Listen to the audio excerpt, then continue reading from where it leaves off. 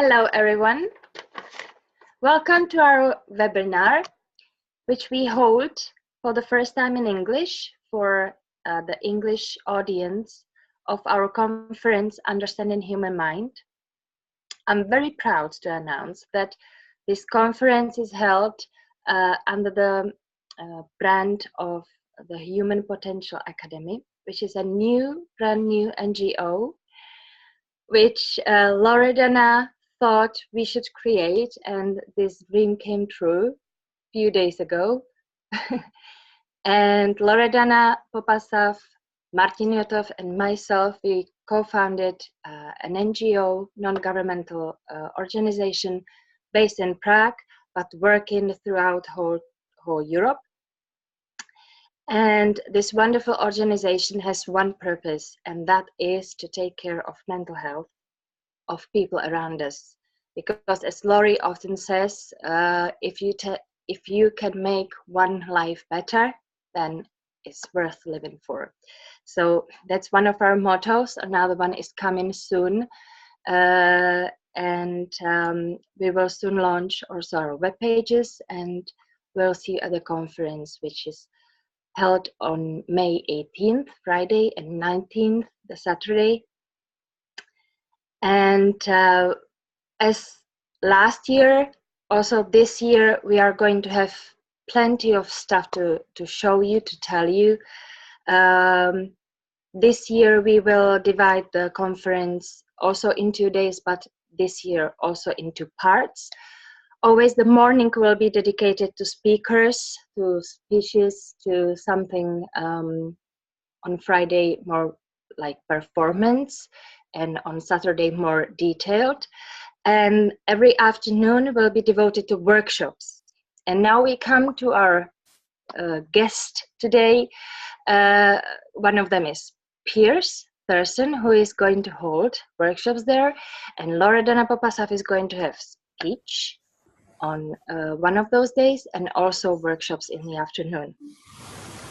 So this webinar is held to support this conference, to show you what you can find out there, what you can ask there, and if there is something that you would like to find out even in more depth, for sure come, book your space, and we will be glad to see you.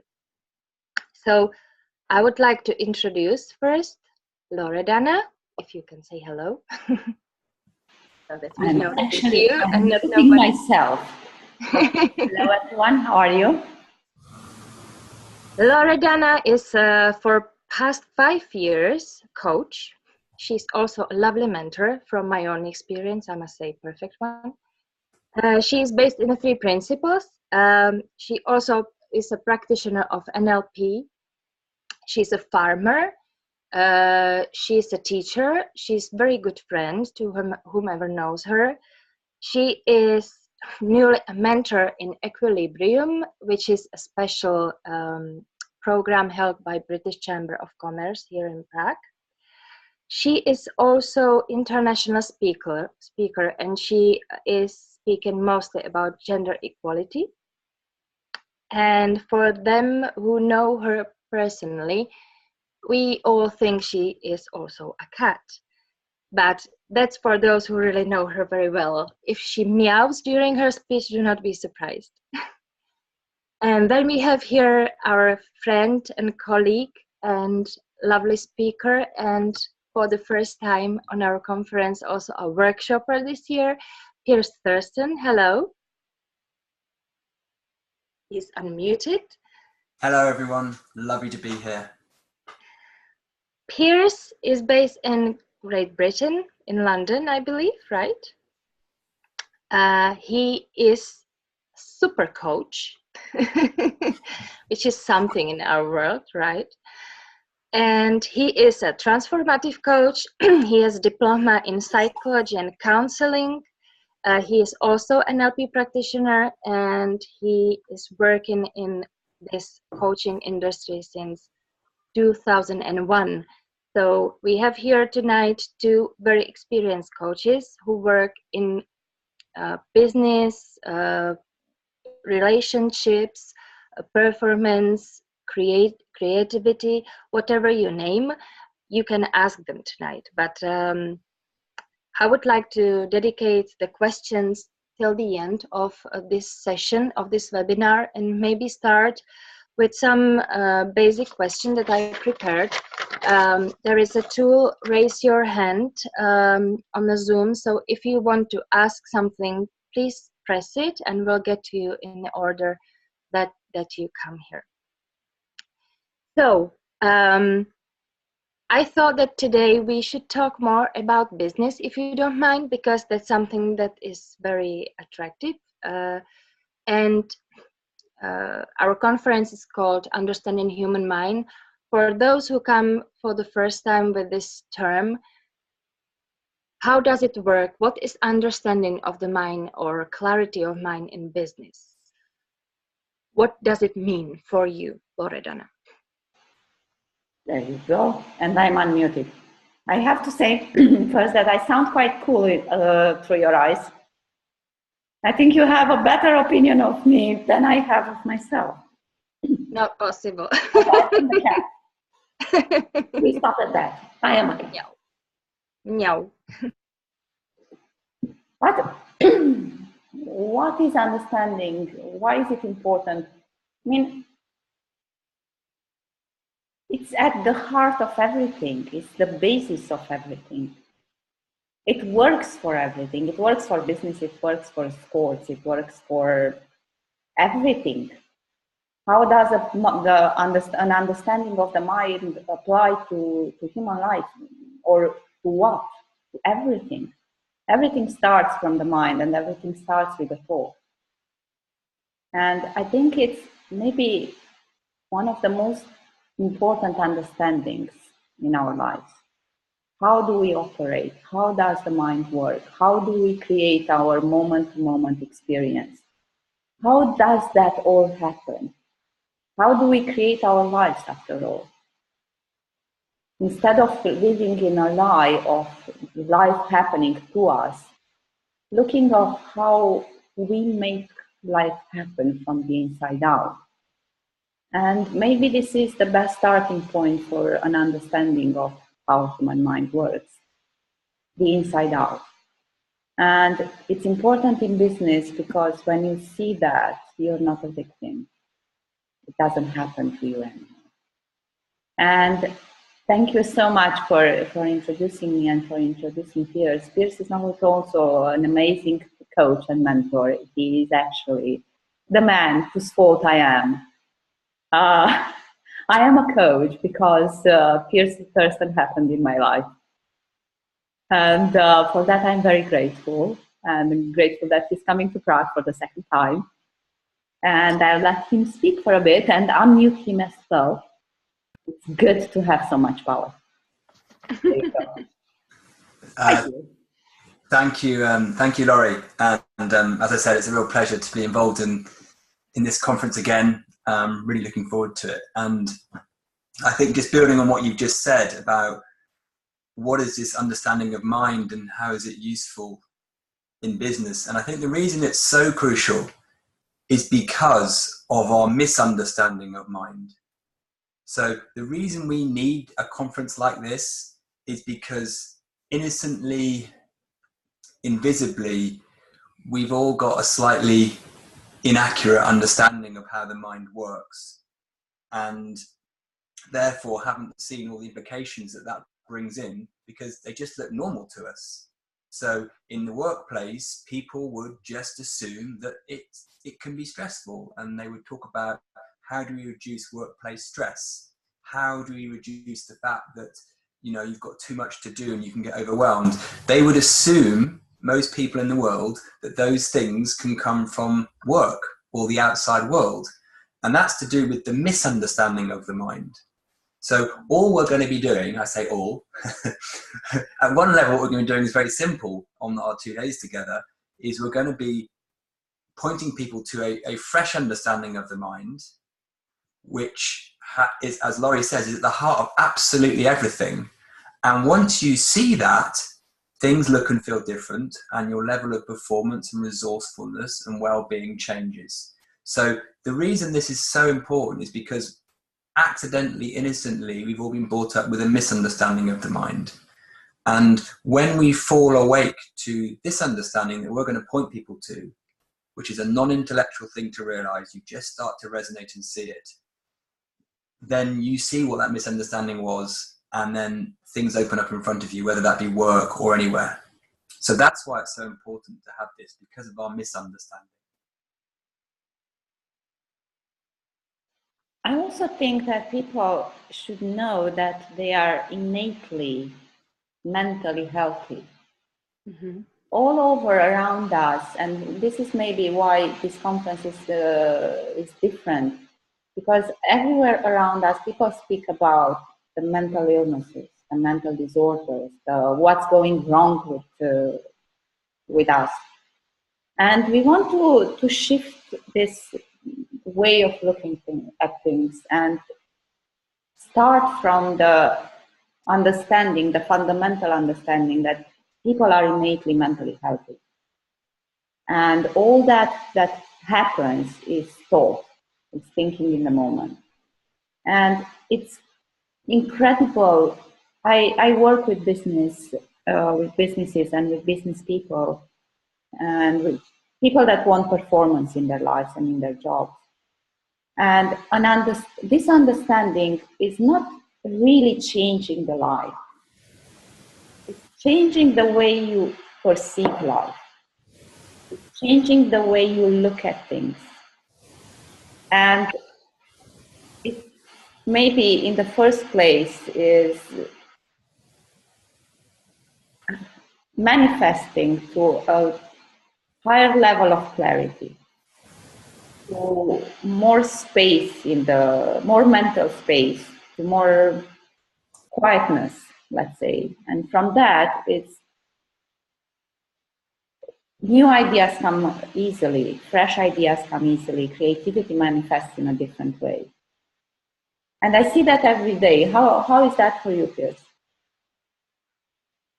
I think completely, and I think what you said there is that we're so used to get a change in our life or our work, we start changing the outside first. So the first thing we do is, well, if I'm not happy, if I'm not clear, if I'm not, we'll look at the outside, and then we'll maybe try and fix our head, and then we don't know where to look after that. Now, what we're saying is you don't need to do either of those, because those are purely a symptom of your misunderstanding of how the mind worked in the first place. And when people see that, there's only really one place to look when you want to see something differently in the world. And that's in your own mind. You don't attack the outside world or blame the outside world first. Now, in business, you know, the way we language this in business is we talk about in front of the eye change and behind the eye change. So if a business wants to be more profitable, more successful, cut costs, they straight away look to in front of the eye change. Well, we'll change our business model, we'll change our organizational structure, we'll change the people, we'll change all these things, we'll get into a new competitive market. Now, it's not that those things don't have a role, but they almost ignore the mind in that, right? And they play a little bit of service to it. Oh yes, we need to get people to see it differently as well. We need to get people to buy in, they'll say.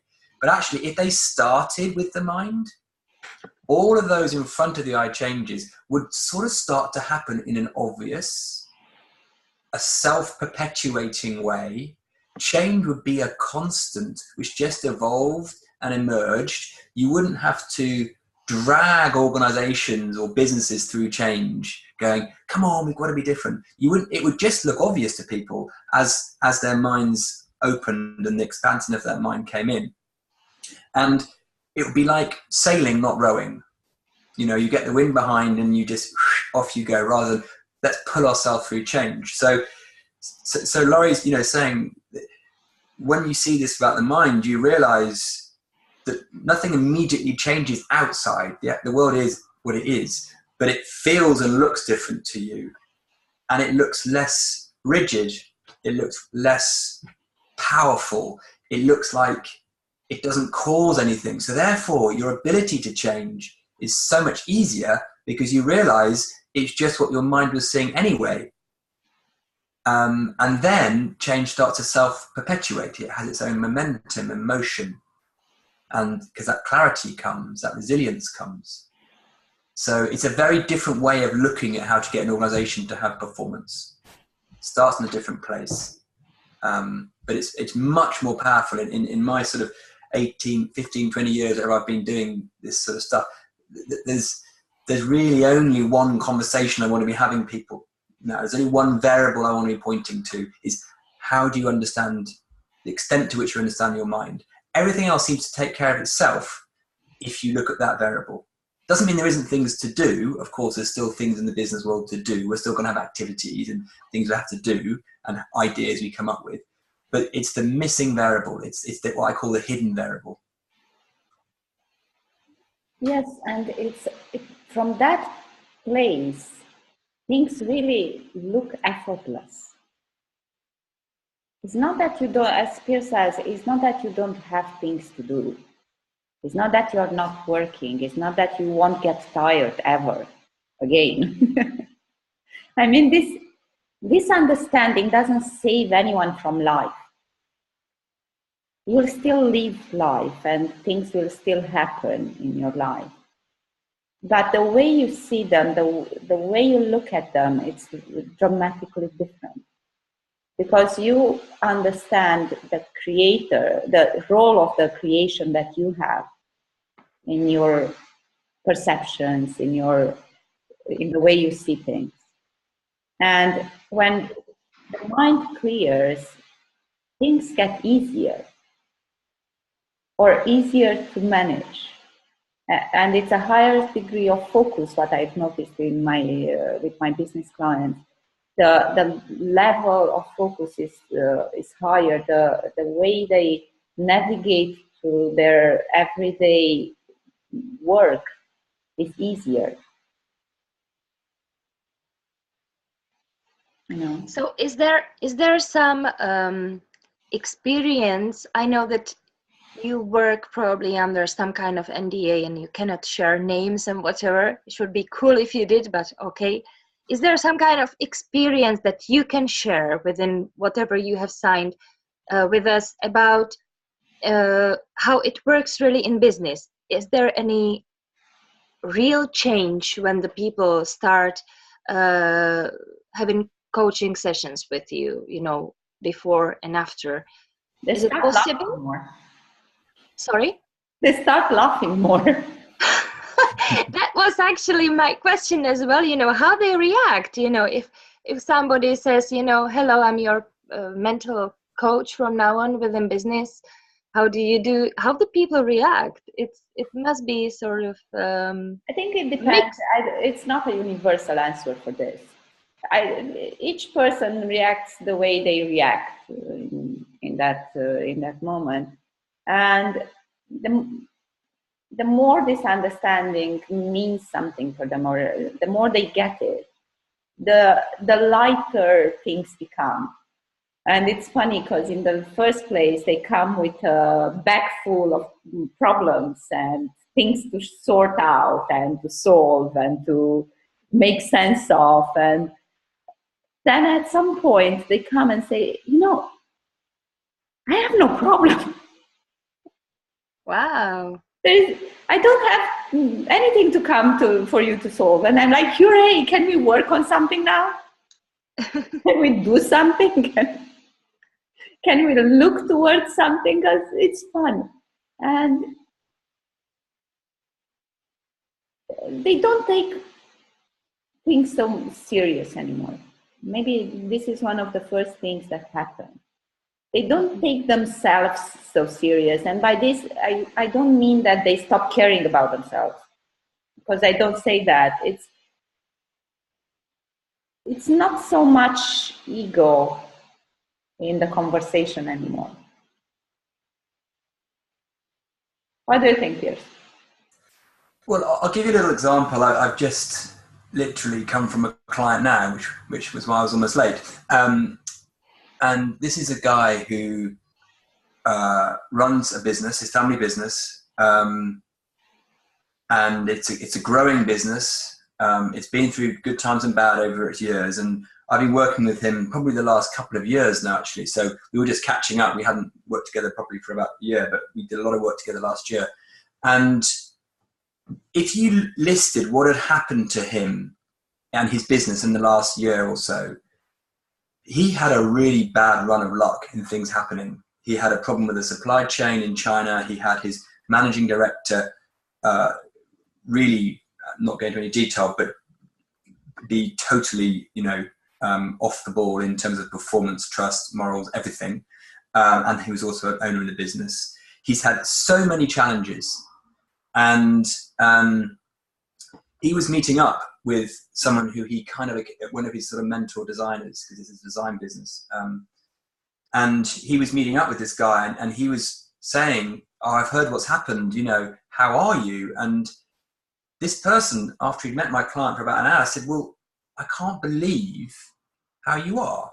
It's like you're doing so well. This stuff, if you took the list of what had happened to you, you'd have problems with the banks, manufacturing, everything, just a really bad run of luck." He should be on the floor. He should be at his wit's end. He should be pulling his hair out. He should be drinking a lot. He should be not sleeping, And when we were talking about it just now, he said, although I have to deal with all this, none of this grips me like it would have done. I feel like I can handle it all. Nothing dwells in my mind. I can sleep well. I have space. He said it's phenomenal. I don't know anything like it, really. So, and I think that's an example of how the outside world's still doing what it does, right? Yet his ability, his bandwidth, his resourcefulness to deal with it is totally changed. And what's so lovely for him is like he's not trying. It's not like he's taking mental coping strategies or positive thinking or mindfulness. He's not doing any of that. He just sees how his mind works now, which he didn't before. And he was just telling me how it's really come alive for him. This understanding's really, the rubber's hit the road. As in, wow, he's sort of tested it in the game of life, and it's playing dividends. And to such an extent that people around him are starting to get curious as to how come he can do that. And then they're starting to get interested, and he's giving them the books, and it's creeping into the culture. And now he's ready to do some more formal stuff in the organization about it. But that's just an example which literally I was with a couple of hours ago. I actually remember one of my first clients, and I was sharing this understanding with her for a while, for about a month or two. And she was what you can call a workaholic. So her day started at 6 a.m. and it stopped somewhere around 9, 10 in the evening on a daily basis. And she came to the meeting and she said, "Look, there is something I would like to share with you." And I said, "Okay, please do." She said, "I visited my mother for the weekend, and actually," she said, "there are two things that happened in the last 2 weeks. And one is that I visited my mother in the weekend. And on the Sunday, she said to me, 'Look, are you okay with your job?' And she said, 'Yeah, why?' 'Well, it's the first time in 3 or 4 years when you came home and you didn't cry all the first day. Are you sure you're okay with your job? Are you sure they are not firing you?' And she said, 'Yeah, Mom, I'm pretty sure no one is firing me. I'm actually being promoted. Everything is good.' And she said, I can't believe it. You're too calm. Something is happening.'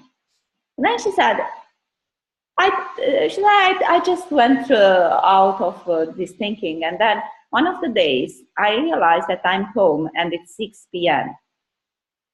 And I panicked and I went back to the office and I checked if I'm in line with everything I had to do, because I was home and that didn't happen. And I realized that not only that I was up to date, but I was actually ahead of times with quite a few of my projects. And she said, in that moment, I understood what it meant. What all this overthinking that you were talking about meant. What all this misunderstanding of how my mind works or how life happens was stopping me from doing this and was keeping me in the office. And she said, look, I'm doing more than I used to do. And I'm still not stressed, and I'm still not tired, and I still finish far earlier. And I think this is one good example of a first kind of effect that this understanding has. And it's good that you spoke about positive thinking, because I have a question here from Megan, which asks us if we can speak to the universal versus the personal in this context, because this sounds like positive thinking. And it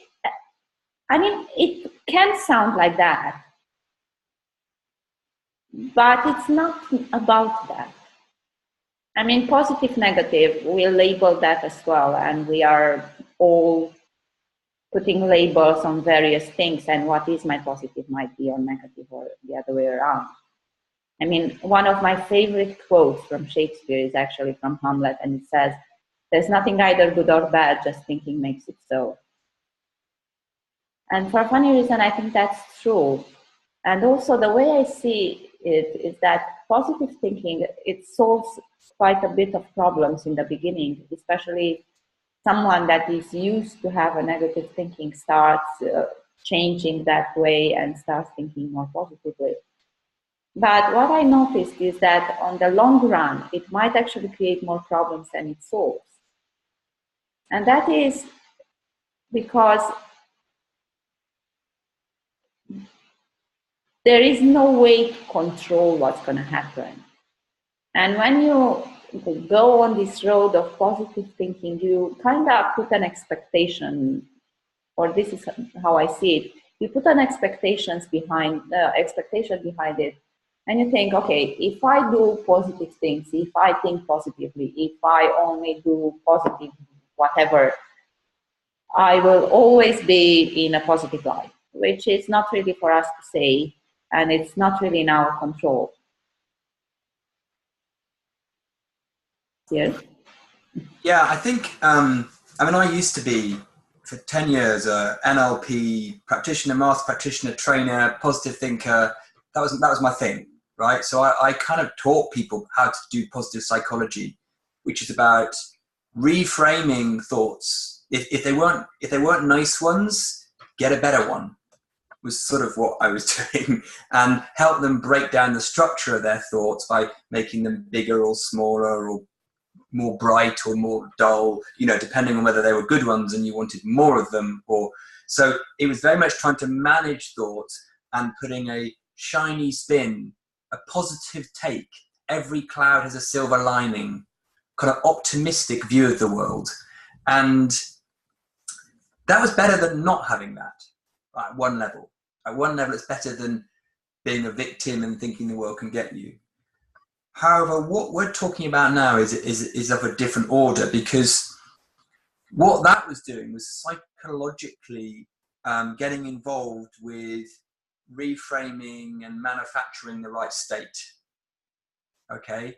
And it was trying to beat away negative thinking and put positive thinking in, which you can do to an extent, but you can't really do that well. It's like trying to manage your breathing. You can do a bit of it, but fundamentally the system is more powerful. And that's why you can't hold your breath and die. The system goes, no, you're not doing that. And if you try and calm your breath down once you run up the stairs, you're not as good as the system doing that, right? If you run up the stairs and you're out of breath, it's best to let the system redo the breath, right? Rather than you go, you could try, it's not very good, right? So what we're not trying to do with this is to have positive thinking or not positive thinking. We're not trying to control, manage, reframe, change thinking at all. We're not doing that. What we're doing is, what we're doing is pointing people to the nature of what thought is, how it naturally ebb and flows. And when it's not the thought that you want, let's say you have a preference to feel differently about something. So let's say you're feeling grumpy or angry or confused, to not go into your mind and then layer that up and go, I need to change this. This isn't very good. Instead, you see insightfully and in the moment what that experience that you're in is made of. And if you see that insightfully, what it's made of, insightfully see that, not intellectually see that, it will pass. It's just the same. This is the best illustration I can give of how this mind works, is of when you wake up in the morning and for the first 10, 20 seconds, you're caught in a dream still. And you can really feel that dream. You can feel it in your body, in your mind. And just for the first few seconds, that's real for you, right? Now, as soon as the system notices that it's a dream, right? Because we've been conditioned and give ourselves permission to drop dreams, as soon as you notice it, it feels different. It looks different. You don't go and then address the nature. You don't go and address the content in the dream. You don't go and check whether someone has stolen the dog or whatever it was you were dreaming about. You just notice it, that it's a dream, and instantly or within seconds, moments, the mind changes what it sees. And the way the mind works on a dream is exactly the same as its capacity for how it can work when our eyes are open. There's no difference apart from one's eyes shut, one's eyes open, right?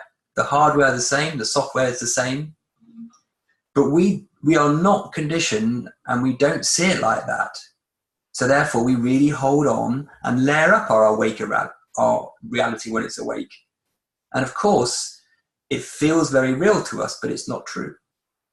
So long answer, but that's how, hopefully, Megan, you can see a little bit how it's different to positive thinking. And please, please, please do not police your mind. No, that will give you more to do, and we don't want you to do more. You are busy people as it is. Let yourself be. Esma, you have your hand up, so I will unmute you just now. There you go, you are unmuted. Thank you, Loredana. I would like to say welcome to everyone and to me as well, that I am here today for the first time. I'm really happy and excited to be here and to meet with Loredana and Katarina again. And actually, when we are thinking about positive thinking, that by luck, I was reading this book. Maybe most of you know. It's really luck, actually. I didn't know that I will join this webinar 2-3 days ago, but now when you speak and when I listen to you, that I remember what is saying this book. And it's really interesting because I was trying to understand if I control my mind. What is really healthy mind? What is really, if the positive thinking is healthy one? I don't know, if we think really positive all the times, if this is the one that is really healthy, how I can say. Because sometimes I would like to say that I like to do this. I am using the positive sentence and I am calling this, for example, this feeling to myself. But sometimes we are angry, we are so frustrated and we don't want to do something. And I'm saying, I really don't like to do. And I have a feeling that really I am calling these negative feelings to me, or I don't want to be an angry person. And then I'm noticing that I'm always angry in this time. So how really is working our mind? I really wonder, because according to this book, I need to change my mind. And if I think positively, or if I really focus on what I want, and the words, the destiny will catch me, and then I will reach my goal. But if I think something negative, so I will always call the negative thing. But how I will control my mind, because it's really impossible. Yeah. You know what's funny? That when I first heard about the principles, I also remembered about the secret. Yeah. And then I forgot about it. Piers, please answer. I'm sorry I interrupted. It's that book. Whenever a client or potential client mentions it, a little bit of my heart sinks. I'm like, oh. And it's not that it's a bad book, right? It's just slightly, well, it's actually, it looks like it's similar to what we're talking about, but actually it's quite different. Elements of it, little elements of it, strands of it are the same, but actually it's really quite different because, and I'm going to generalize for a moment. A lot of people, when they read a book like that, use what it says as a way to combat and cope with their misunderstanding of the outside-in nature of our world. So they will, and I'm generalizing a little bit, but they will say, okay, so I can get what I want in life to help me feel better, right? Because I need the right things to feel better, which is mistake one, because you don't need the right things to feel better.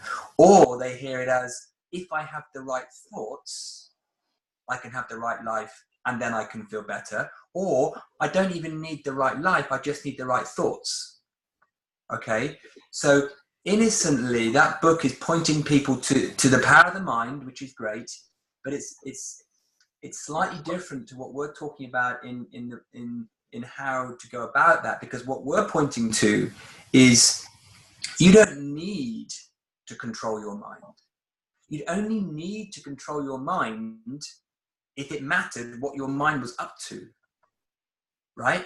So when someone says, well, I feel angry, or I feel nervous, or I feel whatever, what can I do? I'd say, well, why do you want to do something about that? Right? Now, we've been brought up to say that certain emotions and certain states are good and certain are bad.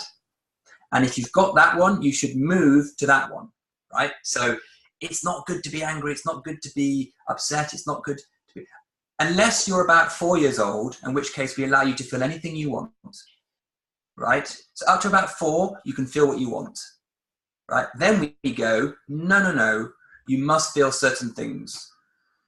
Now, once you realize that all your feelings are, or your thoughts are a moment-to-moment transient ebb and flow of an energetic force or source going through your mind, and some are going to feel great, some are going to feel less great, you can enjoy the ride.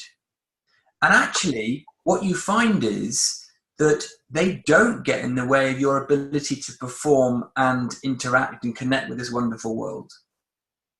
Because another myth is that you need to be in the right state for the right performance. And that's just not true. It's because it's more your relationship to your state that affects your performance, not the state per se. So you can be feeling totally nervous or anxious about something, speaking on a webinar, and you can still perform brilliantly, right? Now, if you make meaning out of your anxiousness about speaking on a webinar, yeah, that's probably not going to get in your way a little bit. So it's your relationship to thought, not thought per se, which, you know, has the issue. Now, when we're in the game of trying to manage our thoughts, have good ones and not bad ones, we're layering thought up and it gets in the way. So the two issues, just to sort of make that succinct, is one, often the secret allows people to think, here's a better way of getting a better outside world or inside world, both of which you don't need. And secondly, it can make people get more psychologically involved and lay it up with whether they're in the right mindset or not, neither of which are useful.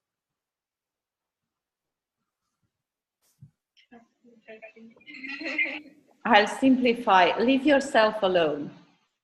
Leave yourself be. And this is what I say to everyone when I see someone that is in a bad state and trying to police their mind in that moment and to order their minds to behave. Don't. The nature of the mind is clear. It will self-correct by design. It will go back to well-being. You don't have to do anything. And actually, you can't get there via your personal mind. Your personal mind cannot get you back to that place where you're in a more open bandwidth. Because it's a conceptual mind, it's a egoic mind, it's a personal mind. You're using the wrong tool to get there. It can get you to a better conceptual place. But to get to that real space of openness and emergence, peace, expansiveness, your personal mind just can't do it. It's not designed to do that. So we're trying to use part of our learned psychology to get us into a place where it can't really get, because at one level you're already there, right? It'd be like trying to get to your default on your computer by adding in apps. You can't get to your default by adding in apps. That, as soon as you add an app in, it takes you away from default. So we're using the mind incorrectly, innocently incorrectly. The best metaphor that I can think of is like the human weather. So when it's a cloudy day, you don't go and do something for the clouds to disappear, because you recognize it's just a cloudy day, the sun is still there, it's just that you can't see it, and the clouds will go away sooner rather than later. And it's kind of like this with the human weather in our head. How is that for you, Esma? Sorry? How is that for you? Yeah, this is interesting. I'm listening and observing everything now. Lovely. But it's really interesting because, for example, I like to do business presentations in my daily work. And sometimes when you start your day with the mindset of it's raining today, as you say, and it's really cloudy, and I am from Turkey, I like sun, I like warm people, and I am going to office, no, today, and you know, your mood is totally down, and then you can also affect other people. So that's really important. That's why sometimes you really don't want to make anyone mood down, but you cannot control maybe yourself somehow. George Spransky has an amazing quote about this. Dr. John Spransky, he's been to the conference last year, and he says, grateful for the highs and graceful with the lows. When you know that you're under weather, you tend to be kinder and more graceful how you tread. And when you're up there and you're in a good mood and in a good state of mind, you just enjoy it and are grateful for that. And also, you can't directly affect someone else's mood. But that's actually technically impossible. They tend to be also. They can have thinking and thought of about you, you know, but that's not you. There's no, the outside world, other people, circumstances, the environment, your situation has no causal power. It can't do that. Now, the mind as a projector creating their experience of that outside world has causal power. But when we fall into the misunderstanding that the outside world or other people has causal power, we're just innocently not seeing it. It's just how it works.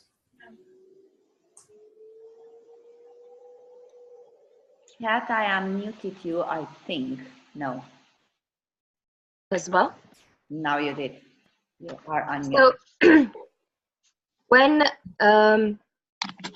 you talk to Esma, or when you talk to your clients, there is an automatic question that pops to the people who are unaware of any of the coaching that you do. How long does it take for me as a newcomer to sink in, you know, those things that you talk about? Because it is sometimes new, sometimes it clicks like a puzzle, but how long does it take before they start really doing in business what you coach them, what you tell them? Honestly, it takes a second to understand. Really. When the penny drops, it's really less than a second. When you are like, wow. Now, depends how long it takes to get to that second, it's true. And I think that has more to do with listening and with being open to take your beliefs and kick them a bit. And really get a check on the way you see life and you see your mind working. And that's what takes a bit of time sometimes. And again, there is no rule about it. It happens in a day, it happens in a week, it happens in a month, it happens in a year. And it has a lot to do with the listening. I mean, Laura's absolutely right. I've stopped trying to guess. I used to try and predict. Certain people they look like they're open-minded, they'll be quick. They look like they're closed-minded. I've got no idea now.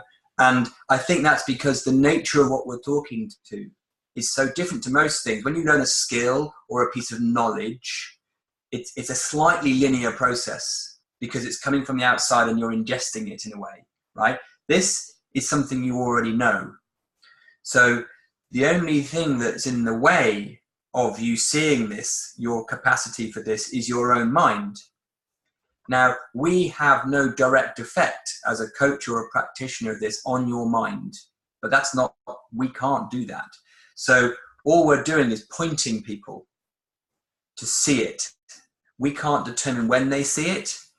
We kind of guess intuitively there's some things that help it, like the conversation, being in that space ourselves, noticing when they get in their own way through not listening, or their attachment to egoic thinking. So their attachment to their current worldview is the biggest thing that I see getting in the way, is people's innocent, invisible often, because they'll say they're open-minded, attachment to a particular way of the world working, which they don't even know they've got. And when that gets out of the way and when they truly explore this fresh, that seems to help it. But also what Laurie was saying, a tiny bit of someone seeing this can go a hugely long way, but at the same time, there is an infinite amount to see. And that's because it's not intellectual. It's not bound by form and concept. It's not like you have this level. It's infinite because it's fundamentally spiritual that we're pointing to. It's the formless. So you can't stop seeing more of this. It's not like you get to a level and that's it. So you've got that lovely paradox of a tiny bit of it can waken something up in someone and they can non-linearly see it. Yet the more you seem to explore it, the more you seem to see. And in some moments you really get it and you go, I see this, and in other moments you don't. And it's like trying to nail jelly to the wall or catch a piece of soap. You just and that's part of the fun and the curiosity. And I guess our role as a coach is to help people go through that. And the more our own grounding sees it, the more we'll be able to help them do that. Now, I am curious because I've read on a piece of article on LinkedIn the other day, and that said that you are only one person, and the other guy who replies to that article said, no, I'm not. I'm a different person at work and a different person back at home, and I refuse to have the same kind of patience with my overpaid manager as I have with my 2-year-old. I wonder what is your standpoint on it, because it's sort of role playing, which we know from Freud and all the psychological stuff, but at the other side, the things that you point to the things that you said, I hear that people are actually only one, and they cannot change it. What is your standpoint about it, Laurie? Or would Piers go first? I mean, I think it's, here's the news flash: personality doesn't really exist.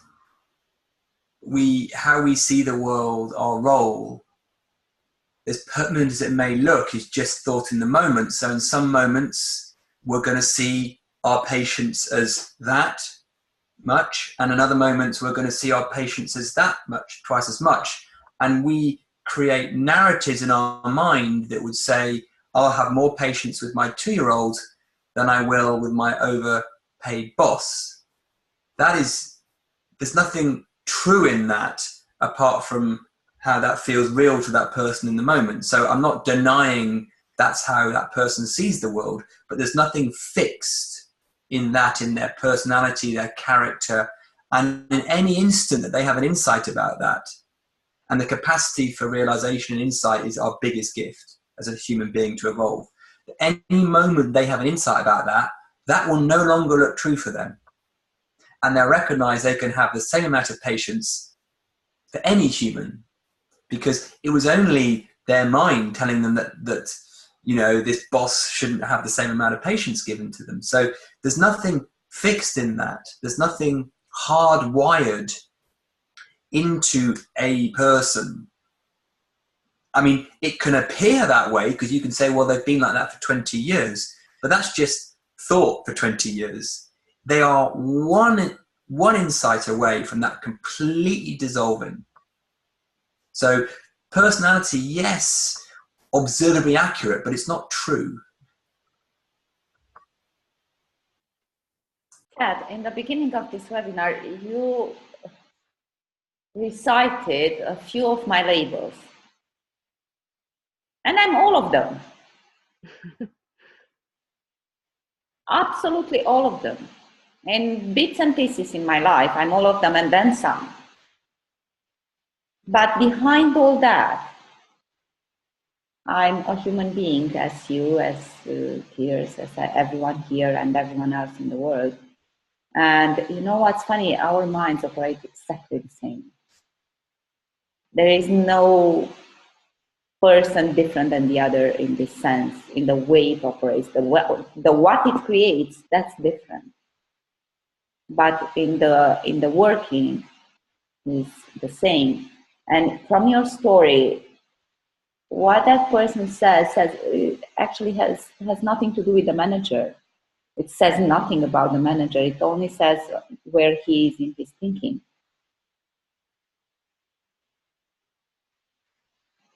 Okay. Right, perfect. So I have this sorted. Still don't know what to reply to this in the comment, but I hope the guy watches later on and figures out for himself. Anyway, I have another question here. You said both that you work with clients in business. Sometimes you work with them for short term, sometimes for long term. I believe it depends on the contract and on the mutual agreement. But what happens after few of the sessions, or after you break the communication and mentoring and coaching? Do you hear from those people? And if you do, what is the feedback from them? What it has given them? Well, we could both tell personal stories about this, I guess, you know, from clients. But I think all I'll say to answer this is a comparison to, so for the first sort of, I've been coaching 18 years, and for the first sort of 10 years, I was more in the conventional coaching, positive psychology, NLP, you know, world. And I used to get good client feedback and good client testimonials about what had changed in their life. And it was lovely. But what I get now from clients is of a different order. I mean, by order, I mean pervasiveness, wideness, scope, depth. And they'll say things like, this resonates with me at a cellular level. There's one quote I remember. Or they'll say, I'll have this till the day I die, was another thing someone said. Or everything just looks different, and I know I'll always have this understanding. Once I've seen this, I can't not see this. I can never see anything the same again. And that's why we call it transformative. Now, I used to think I was doing transformative. I would have called that transformative, but I didn't know what this was. So to answer your question, because this is pointing back to something that, you know, I see and many others as truth about the human system, once someone sees it, it can go anywhere, and they've got it. It's not something they have to learn, maintain. They can forget it in different moments, but that's part of the human condition too. And it's for their life and their parenting, their work. So it's such a gift to get this back again. You know, so the width and the depth and everything of the changes of a different order. I think what I get a lot is love.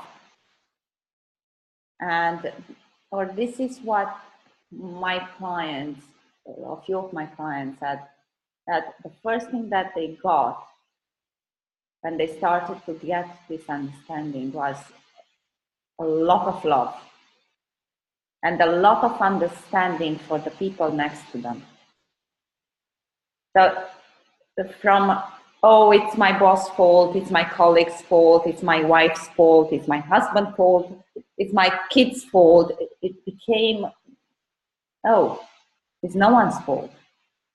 I just have a bad day, or I have a bad state of mind, or it's just weather going through. And that is a lot, if you think about when you stop making it about someone else. When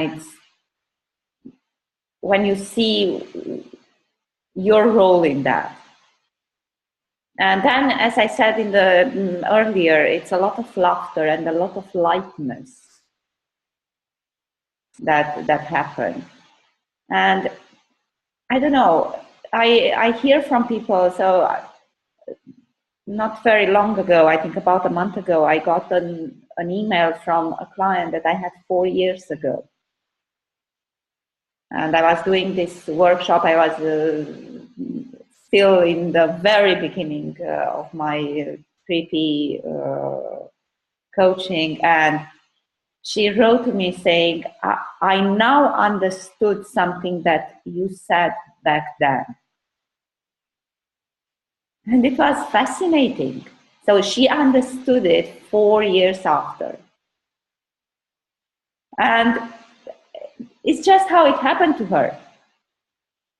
Without me being present, she went through a life circumstance, and then something that I said in that time came back to her. I didn't even remember that I said it, but it sounded like me. And it was really fascinating to see that.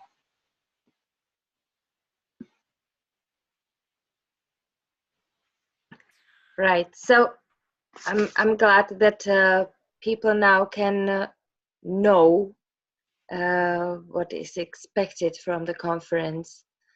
So the outcome for everybody is. I will unmute Esma for a question, and then we'll come back to you, Kat. What about that? Okay. Just a small question. Yes, please. I was checking actually the email from you that the topic will be the quality of mind. And I really wonder, what is quality of mind according to you? And I will really let Piers, because it's his joy and pleasure to speak about quality of mind. Yes. Yeah, so come back after that.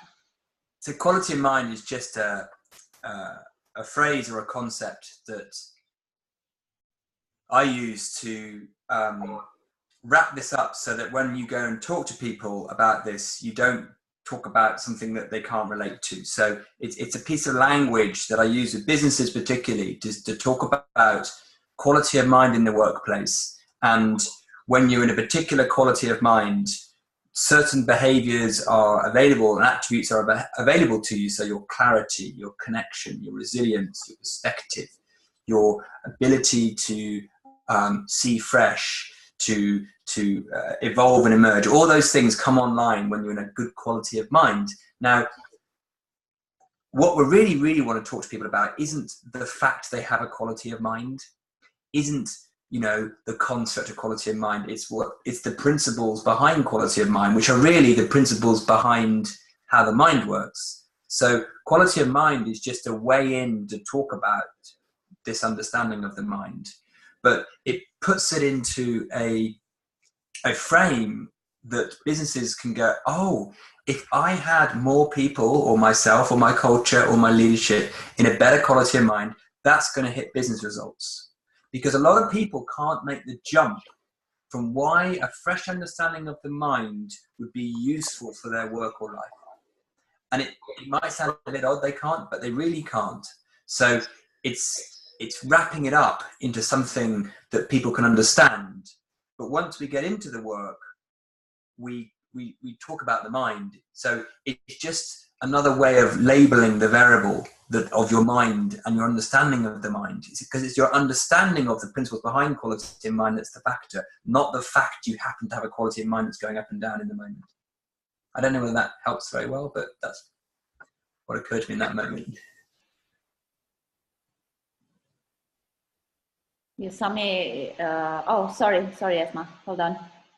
You are unmuted now. No, it's totally fine. I just was saying that. Thank you.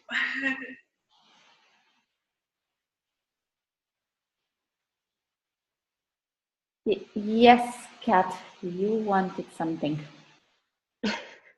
Just wanted to wrap up what you said in the previous question or answer, that the participants of the conference can expect there are lots of love, according to what you said, and lots of changes in their thinking.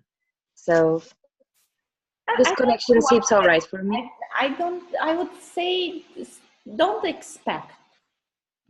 Honestly, I wouldn't come to this with expectations, but more with an open mind, because expectations are pretty, I don't know, I'm losing my English word.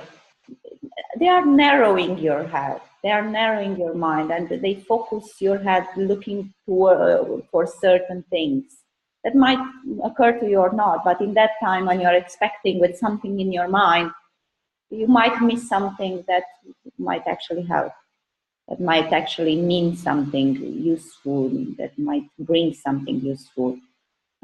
So really, don't come necessarily expecting something. Mm-hmm. Come with a beautiful mind that we all have. Come with a curiosity. I tell people that I feel like I'm 9-year-old, like my head is 9-year-old, of a 9-year-old child. I'm curious. I have the same drive to explore that I had when I was 9, and that's fascinating for me, and that's an extremely nice thing to come out of it. But to all of us, it manifests differently. So when I first heard this, and Piers knows this because, again, it was his fault. I'm joking with the fault. The first thing I heard was about control. So I was a control freak. I was trying to control every single bit of my existence, to the extent of learning mathematical models and game theory and everything that I could think of that could help me control the circumstances of my life and other people and how I felt and everything else. And I think the first thing that I got was exactly this, that there is actually no control. And you would say that is a bummer and I might have felt bad, but actually I don't think I felt so good in years. Like I felt when I actually realized that not only that there isn't a control, but I don't even need that. that there is no need for me to control anything, and that I can't. And that was quite reassuring that I can't, because that meant that I could stop trying. And that freed a lot of my time that I could do actually something useful with my life instead of trying to control it. I don't know, it manifests differently to all of us. I have a client who is a CEO of a major company, and I work with them for the last 3 years. And the first thing that he saw, apart from the love for the people that he works with, was how important their happiness is in the workplace. How important it is when they when they turn up knowing that they are happy, not trying to find their happiness in the project, in the job, in the whatever happened, or not saying, oh, I'm unhappy because the project didn't go through the way I thought it should. And so this, in understanding that people are innately happy, and that they don't have to chase it outside of them, but also the caring about the people's happiness, the caring about their well-being, not that necessarily their happiness, but their well-being, dramatically change the company for him. And here's the difference, just to build on what Laurie was saying, is most of the things people get from this were not the goals that they wanted when they first went in. Ooh. Right? So, and this is the big difference, or one of the big differences in the personal development or even the professional development world. You're told to set learning objectives, and so you should come to this conference wanting to get better at 2 or 3 things, and you should choose what those are, and then listen to see how those things will get better by what you're hearing. Mm-hmm. Now, that is like going into a supermarket with a shopping list with 3 things and not seeing anything else in the shop, right? Now, what happens is the things Laurie's talking about happened almost accidentally as a result of them having a fresh understanding of their mind. So the unintended consequences of this understanding is massive, and I find it fascinating, and I laugh so much sometimes when my clients come in with me to a big list of things they want to get out of their coaching, and that's why they're spending the money to invest. They want this big list. And to start with, they almost get everything else but, right? Because those are the areas they're seeking, searching, wanting, trying to manifest. And guess what happens? When we seek, try to manifest, we have thicker thought, more thought. So that wonderful, deeper intelligence and wisdom doesn't get to those areas yet. It gets to other areas. So one example, I had someone who wanted a better relationship with their boss, and it was a really difficult one. And almost everything else in their life was changing. Like they had better exercise, better diet, better relationship with the husband. Everything was changing apart from that thing to start with, because they had so much thought about that. So almost if you use this understanding for your own personal gain, it will get in your way. Which is odd when you're trying to market a conference around people getting things out of it, right? So it's slightly paradoxical, but and when people have seen a bit of this, it makes sense. But so my top tip would be, come to the conference to explore and not research. I mean, Michael Neal talks beautifully about the difference between exploring and researching. Michael is coming to the conference. Exploring is just open to see what you see, whereas research is trying to compare it to what you know already, trying to evaluate whether it's right or wrong. Sort of, is this right? Looking for evidence in others, wondering how everyone else is getting it, right? Comparing it to your own conceptual mind. Mm-hmm. That will all get in your own way. You're bound to do it, by the way, so that's human too. But the more you can just beautifully just open back and listen as if you're listening to music or appreciating something that isn't really your job to work out, you'll find something lands in that. So that my top tip would be to come as Michael would say, as an explorer, not a researcher. All right. So leave your we talk intellect now. home. Hold on, and leave your intellect home. Oh yeah. You beautiful intellectuals, come to this conference, leaving your intellect at home. It's nothing for the intellect to do in that beautiful building and room. Sorry. What I wanted to say that we now talk over an hour about business and human mind and human beings, and we totally omit the most used and abused word in business, and that is stress, right?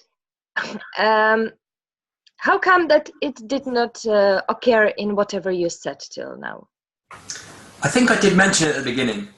I think yeah. I thought that you were tackling it but not said it, but all right, maybe what I said was that it's so normalized and usual that the workplace would try to tackle workplace stress. So they would say, right, we must reduce workplace stress or the stress of our employees. And the way they do that is looking around the workplace to find out what's stressing people out and then try and minimize those things, which is based on a total misunderstanding of how our experience is created. That would be a great thing to do if the outside world of environment and circumstances had causal power. That's a brilliant approach to stress, right? But it doesn't. So looking there to fix stress is in the wrong place. Stress can only live in our mind, in our system, created by thought in the moment, which is why one person will find something stressful and one person won't, which is why the same person can find something stressful on a Tuesday and not on a Wednesday, or even at 11 o'clock in the morning and 2 o'clock in the afternoon. Now, if the outside world had stress, jobs could be stressful, then you wouldn't see those things. So it's only a correlation that by reducing some of the external factors does stress decrease. It's not a cause. It's never a cause. It can't be a cause. The mind just doesn't work like that. All right. Laurie, will you answer also? Yes. Or I was just unmuting myself. I'm so good that I'm even muting myself. Look, I failed to see stress so far in my life. I've never seen it. I mean, I know it exists because everyone talks about it, but did anyone see it, really? And still we say that the job is stressful, and I don't see the label of stress on any job, on any project, on any situation. So as Piers is saying, it's self-created, and trying to fix it from the outside won't work, because the only place it resides is in our minds. And it's when you see it and when you see that you are the creator of that, I mean, you can still do it, and you will still do it, because in various moments of the day, as Piers are saying, you might lose your perspective, you might lose your clarity, you might lose your focus, but it's innate and it can't affect you when you understand that you're doing it, and you can let it go. I'm just going to make one clarification on what Laurie said, because in case people heard it in a particular way, which I know it's not how she meant it. It's not self-created. You don't, with any emotion, feeling, experience, it's not like our self is creating it. It's not your fault, right? Because what you could do with hearing this understanding is going, oh, it's not the outside world creating stress. It's not my boss. It's not my hours. It's not my pay. It's me. Oh no, me, silly me, why am I creating stress? It's not ourself in that respect, because all we are is a vessel or a conduit, a channel of the ebb and flow of thought, the changing, ever-changing thought that creates our experience. And some of that would be what society has described as stressful. So any emotion is just a label of some characteristics of a feeling, right? That none of them are real or true. So that one we'll call angry, that one we'll call stress, that one we'll call anxiety, that one we'll call jealousy, that one we'll call, the list goes on. And then they make a new name for, that they're all just labels that our conceptual minds have learned to describe a feeling state. So what one person thinks is stress is not what someone else thinks is stress. Like one person sees blue as a particular color and someone else might be saying something totally different. So they're just made up labels that we use to try and communicate something. But in case you were thinking you were doing it and it's your fault and therefore you need to beat yourself up, stop creating this stress because the outside world isn't doing it.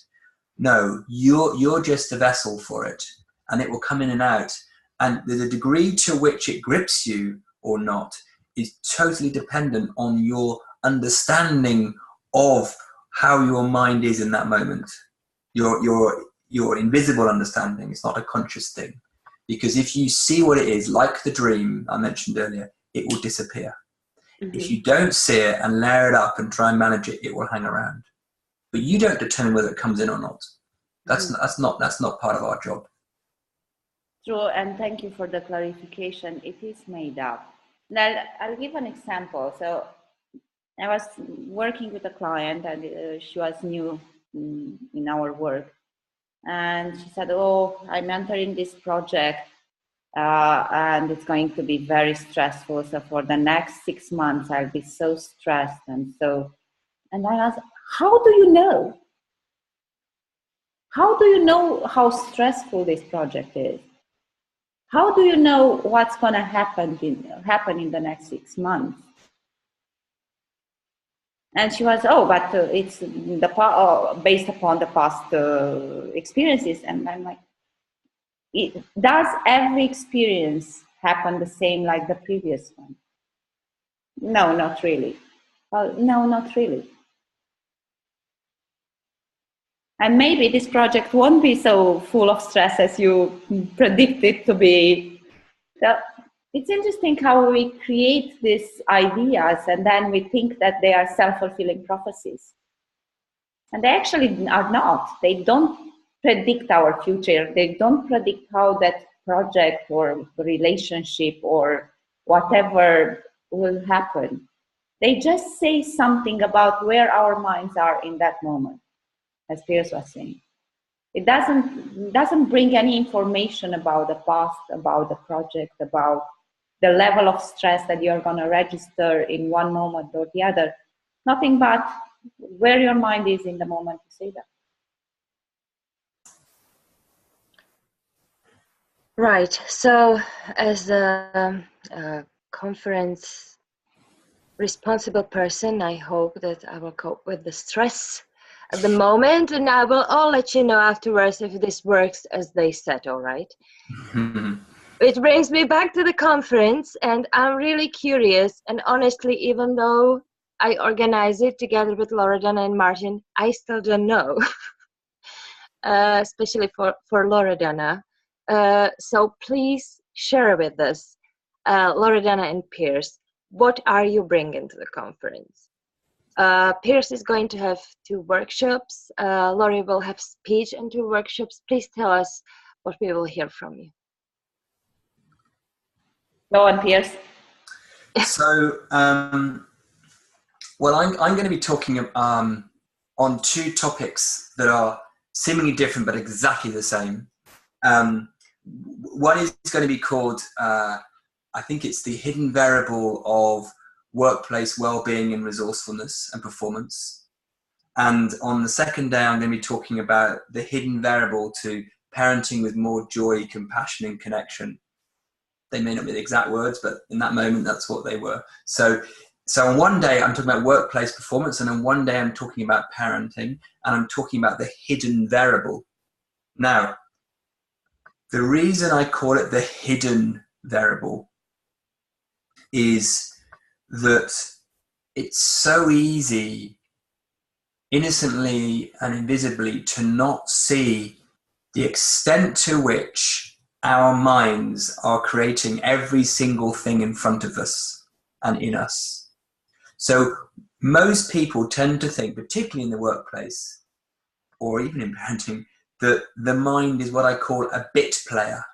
Yes, it's something to do with my mind, but there is a difficult job to do. Or it's something to do with my mind, but yes, the marketplace is very competitive. Or yes, it's something to do with my mind, but Brexit is coming, or whatever it is in the UK, you know. So we would think the mind is maybe 10, 20% of the variable that they can look at for it to see or look or feel different. Now, the understanding that we're going to talk about on the 2 days, and the context I'm going to talk about it is, well, when we peel back the curtains more and you see that the mind is core to everything, how you're seeing it in the first place and what it is, and your ability to deal with it, whether that's your customers, your boss, or your children, or your spouse, or your partner, is also to do with your understanding of the mind.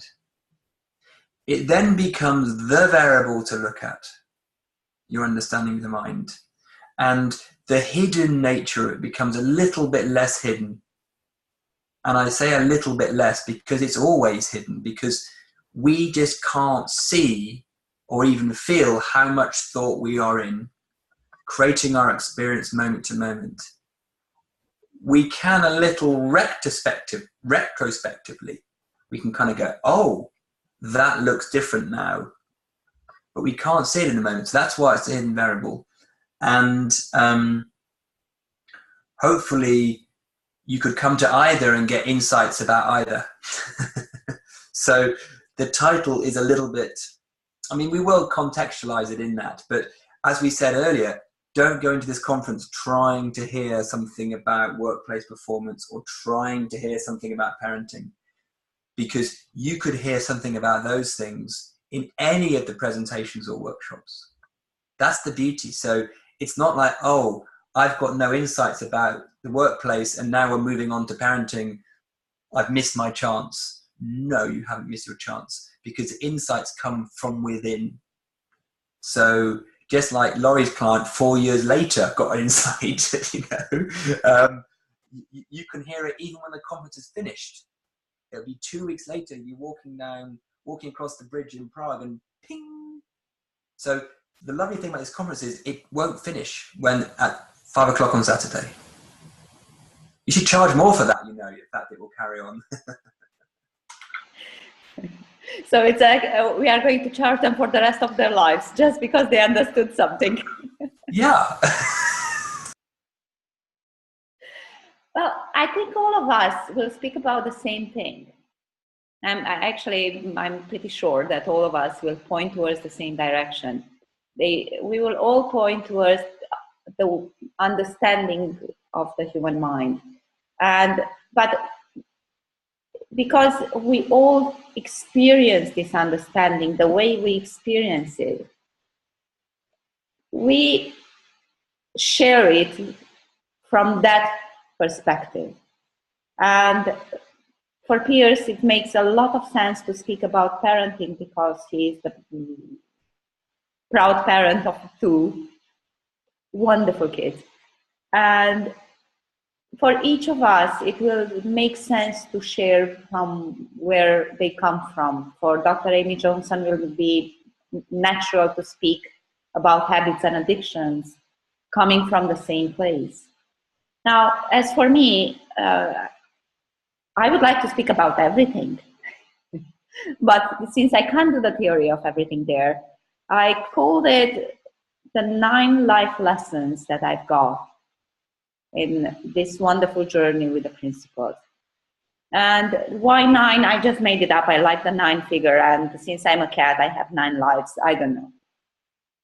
It's just made up. But and I will basically navigate a bit through what came to me, and whether if it was that feeling of whateverism that I got when I understood that control is nothing to be looked for, or what I understood about fearlessness, or which is the lack of fear, not bravery.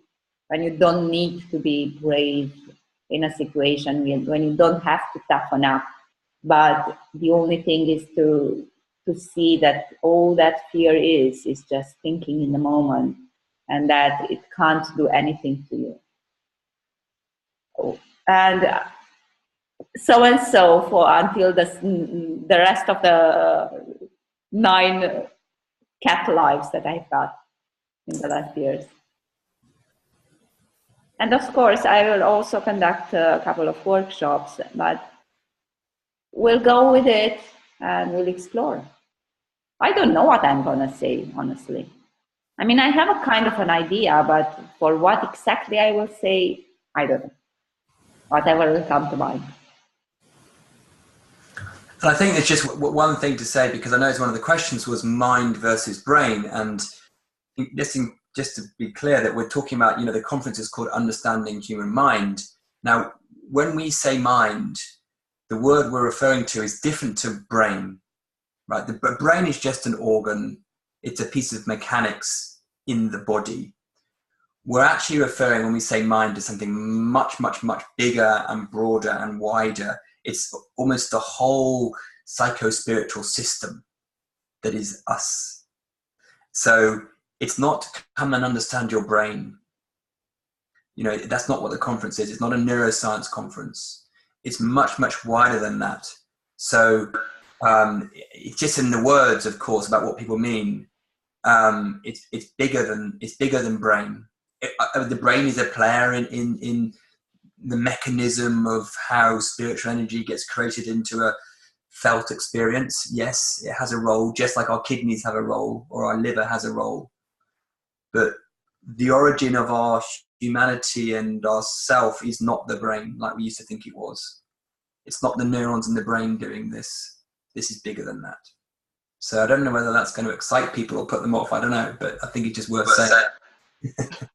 I just remembered, thank you so much for that, Piers, because I remembered Sid Banks saying, Sid Banks is the man who uncovered these principles and this understanding that we all talk about. And he was, I heard him in a video recording saying, you are actually mindless. You operate with the power of the mind, but you are mindless. People are mindless. We need the power of the mind to wire up the brain to make it work.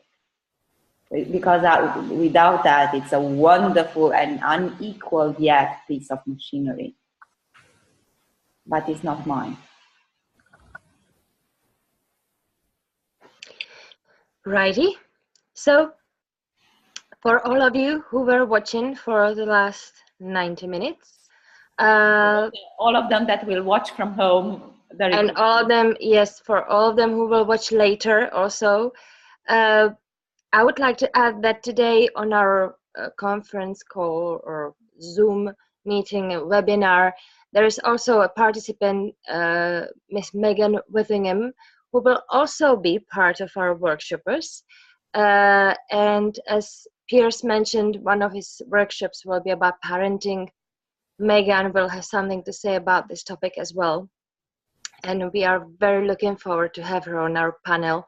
She's going to be called 3 Principles for Beginners or Dummies, if you allow me that word.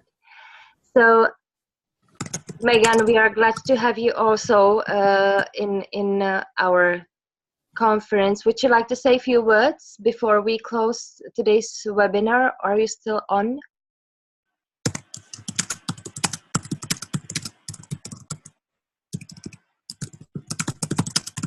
Laurie, I cannot hear you. I see you said something and Megan is not responding. Oh, sorry. Megan was typing hard, but she's not on the camera for the moment. All right, child using the computer. Perfect. I'm glad not my children today. Us children, maybe next time. So thank you very much for being here. You, Megan, and your child. We love you and we are glad to have you here. Thank you, Piers, for running to our webinar. I know that it was hard for you, but you managed. You are a superman as well as super coach. Thank you. And thank you, Loredana, for doing this for us. I look forward to see you all on our conference once more. It's 18th and 19th March 2018 in May. Sorry, March.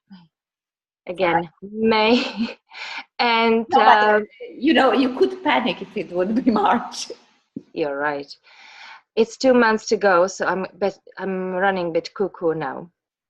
And you can get your tickets on understandinghumanmind.cz. And I hope that we will see you soon as we run these webinars for free almost every week now. You will find also on this web page the full list of the webinars, as we run a few of them only in English, few of them are mixed depending on whom we get. We try to translate. But I'm glad that we run this one without translation, as it gets into your thoughts and it mixes the thoughts of the listeners if they understand both. Thank you very much for being here, and good night now. Thank you. Bye-bye. Bye-bye. Thank you. Bye.